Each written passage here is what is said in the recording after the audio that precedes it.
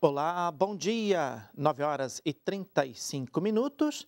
Estamos começando o Boletim de Notícias com as principais informações desta manhã.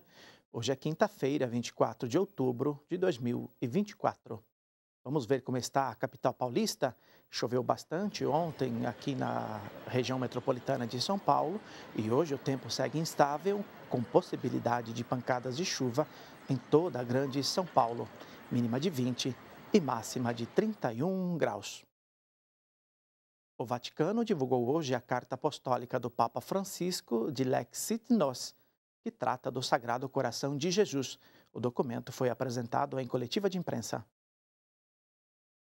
A encíclica do Papa Francisco está dividida em 5 capítulos e 220 parágrafos.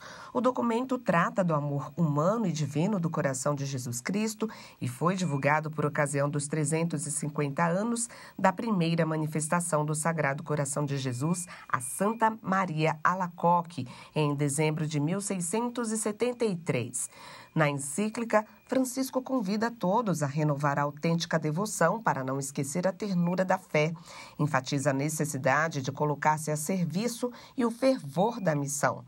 O Santo Padre alerta que o mundo parece ter perdido o seu coração e nos convida para tecer laços fraternos e reconhecer a dignidade de cada ser humano, além de cuidar da casa comum. O documento recorda como a Igreja reflete agora e no passado sobre o santo mistério do coração do Senhor. Sublinha as visões de alguns santos, particularmente devotos do coração de Cristo, e lembra os ensinamentos do Papa Pio XII, que escreveu uma encíclica sobre o tema em 1956. Nos últimos 2 capítulos, o pontífice reforça que a devoção ao Sagrado Coração de Jesus deve continuar a alimentar os fiéis e a aproximá-los do Evangelho.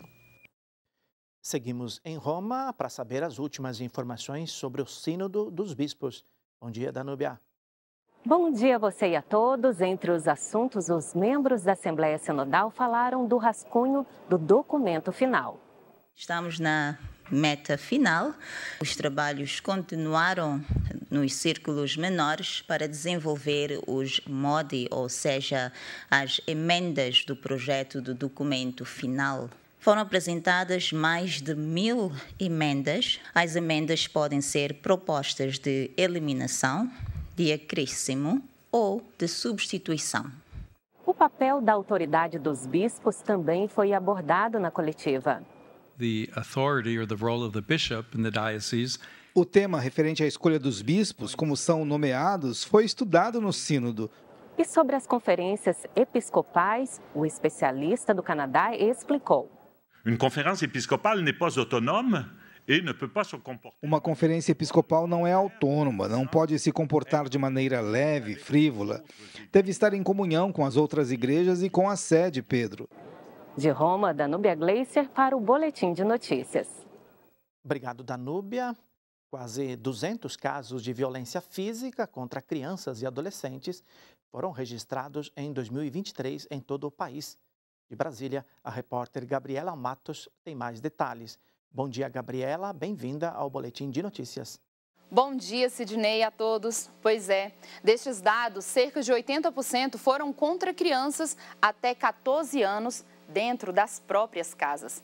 Esses dados foram divulgados pela Sociedade Brasileira de Pediatria, baseados em casos notificados por unidades de saúde. Os estados da região sudeste concentram o maior número de casos, sendo que São Paulo lidera todas as faixas etárias. Agora vamos falar de imposto de renda? A Receita Federal abre daqui a pouco, às 10 da manhã, a consulta do primeiro lote residual do imposto de renda do mês de outubro. Serão depositados 700 milhões de reais para mais de 200 mil contribuintes. O pagamento deve ser realizado até 31 de outubro. A consulta pode ser feita na página oficial da Receita Federal. Sidney, volto com você.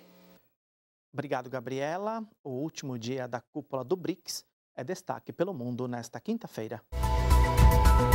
O último dia da cúpula do BRICS na Rússia, Vladimir Putin disse que a Ásia, a África e a América Latina devem assumir um papel mais importante no Conselho de Segurança da ONU. Ele ainda afirmou que a Ucrânia tem sido usada para criar estratégias contra a Rússia. Mahmoud Abbas, presidente da Autoridade Palestina, também presente na reunião, falou da urgência de uma resolução da ONU para que haja um cessar-fogo imediato em Gaza.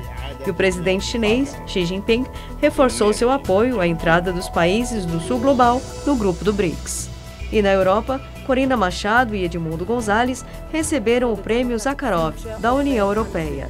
O prêmio anual pela liberdade de pensamento foi concedido aos opositores do governo venezuelano por representarem o povo da Venezuela e lutarem pela democracia. O Prêmio Zakharov foi lançado em 1988 e é concedido a pessoas e organizações que defendem a democracia e os direitos humanos. A chuva forte que caiu ontem em São Paulo deixou 74 mil consumidores sem energia elétrica. 34 mil ainda estão sem luz agora pela manhã.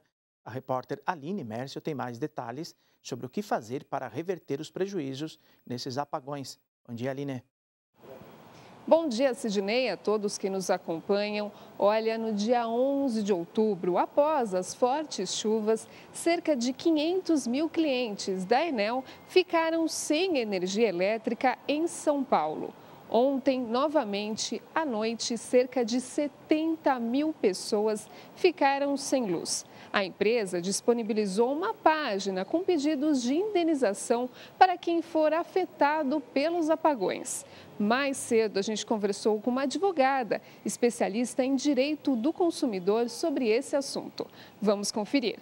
Quanto antes essa comunicação for feita, melhor, né? Então, é importante que, a partir do momento que há interrupção de energia, imediatamente o consumidor entre em contato com os canais da Enel, registre os protocolos de cada contato e documente as suas perdas. E documentar como? Fotos, vídeos, notas fiscais de compra, enfim, qualquer documento, qualquer informação, qualquer foto é válida para documentar isso, né? Basicamente, eles seguem ali num prazo total, digamos assim, de mais ou menos uns 30 dias.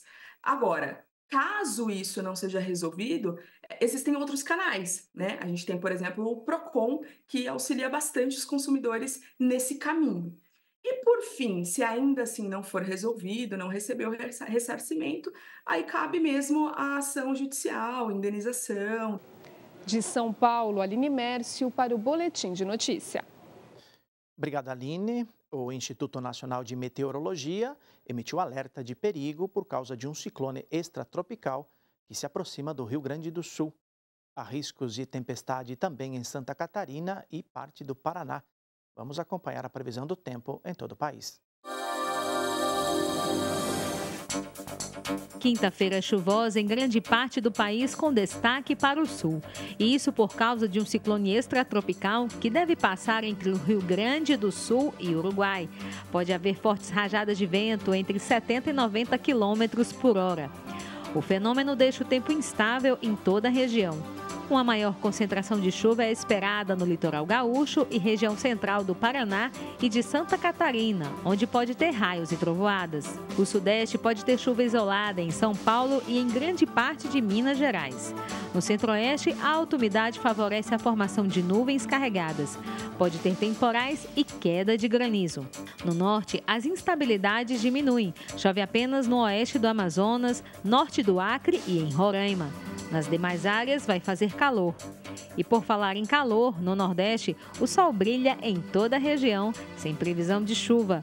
Os termômetros marcam mínima de 22 graus em Porto Alegre e Rio de Janeiro e máxima de 35 graus em Manaus. Nós ficamos por aqui. Continue bem informado acessando o nosso site e também nossas redes sociais.